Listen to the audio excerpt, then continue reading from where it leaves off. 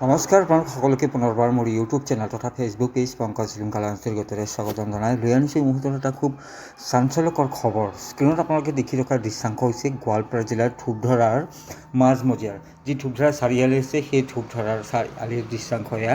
আৰু ধূপধৰাত ইতিমধ্যে আপোনালোকে জানে যে অভাৰ ব্ৰিজ হৈ আছে আৰু এই অভাৰ ব্ৰিজৰ তলতে আজি এজন লোকৰ মৃতদেহ উদ্ধাৰ হয়।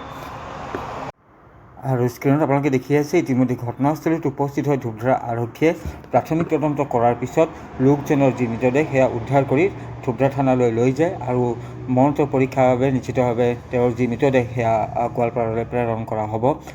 মৃত লোকজনৰ নাম ৰাজু আলী। আৰু ৰাজু আলীক ৰাতিপুৱাৰ ভাগতে সুস্থ অৱস্থাতে একাংশ লোকে দেখিছিল। তাৰপিছতে ৰাজু আলী কিদৰে আচলতে সেই স্থানত গ'ল আৰু কেনেদৰে তেওঁৰ মৃত্যু হ'ল সেয়া মৰণোত্তৰ পৰীক্ষাৰ পিছতহে জানিব পৰা যাব। হয়তো হঠাৎ অসুস্থ হৈ তাত ঢলি পৰে আৰু লোকজনে অকালতে মৃত্যুক সাৱটি ল'বলগীয়া হয়। তো এক চাঞ্চল্যকৰ ঘটনা সংঘটিত হ'ল এইদৰে গোৱালপাৰা জিলাৰ ধূপধৰাৰ বজাৰতে ১৭ নম্বৰ ৰাষ্ট্ৰীয় ঘাইপথৰ যি অভাৰ ব্ৰিজ বনাই আছে সেই অভাৰ ব্ৰিজৰ তলতে এনেদৰে ৰাজু আলীৰ মৃতদেহ উদ্ধাৰ হয়।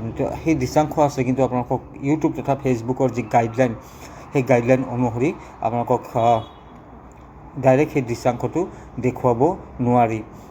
তো যা হওক, মই কিছু সম্পাদিত কৰি দিছোঁ আৰু এনেদৰে ৰাজু আলীৰ মৃতদেহ সেয়া উদ্ধাৰ হয়।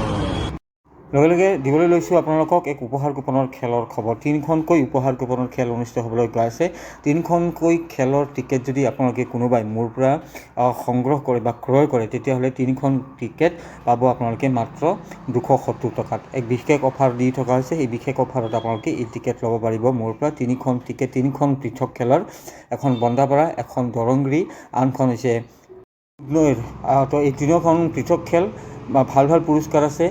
তো এইখন খেলখনৰ টিকেট যদি আপোনালোকে মোৰ পৰা ল'ব বিচাৰে, 3খন খেলৰ টিকেট যদি এখন কৰি লয় তেতিয়াহ'লে 3খন হয় মাত্ৰ 270 টকা আপোনালোকে দিলেই টিকেট ল'ব পাৰিব। 3খন পৃথক খেলৰ 3খনকৈ টিকেট।